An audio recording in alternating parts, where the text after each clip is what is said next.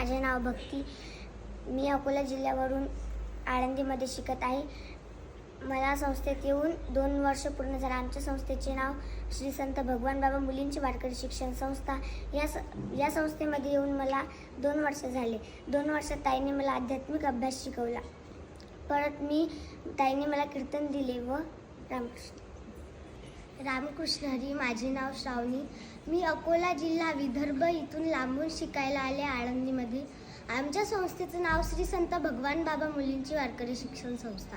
गुरुवर्य आमच्या ताई आम्हाला आध्यात्मिक शिक्षण शिकवतात.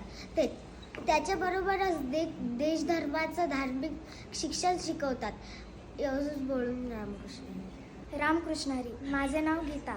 मी सोलापूर जिल्ह्यातून आलेली आहे आणि आळंदी ही देवाची आहे म्हणून मी या संस्थेत आमच्या संस्थेचं नाव श्री संत भगवान बाबा मुलींची वारकरी शिक्षण संस्था.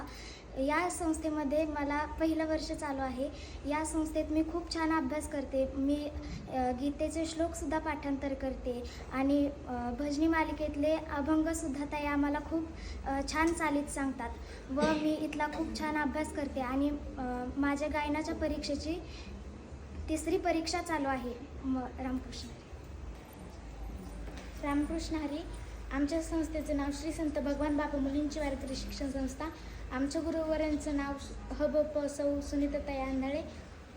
आमच्या संस्थेमध्ये खूप असं छान आम्हाला अभ्यास करून घेतला जातो आणि आमच्या ताई आम्हाला खूप जीव लावतात. आता सध्या आम्ही पखवाजाच्या क्लासला बसलेलो आहोत आणि आमची ही पहिलीच परीक्षा चालू आहे. आमच्या ताई आम्हाला खूप साथ देतात. रामकृष्ण हरी.